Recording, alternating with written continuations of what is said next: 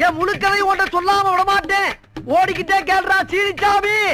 ஒரு ஊர்ல ஒரு பெரிய மலை, அந்த மலைக்கு நடுவுல ஒரு மரம், அந்த மரத்து உச்சியில ஒரு மாங்காய், அந்த மாங்காய்க்குள்ள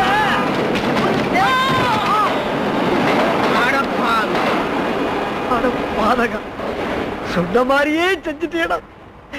மானத்தை அன்னைக்கு மானத்தை உன் கதையே ஒரு கதையாக்கி இந்த உலகம் பூரா பரப்புறா. சீனிச்சாமி, உன் ஆத்மா சாந்தி இருக்கு, நான் ஏற்பாடு பண்றேன்.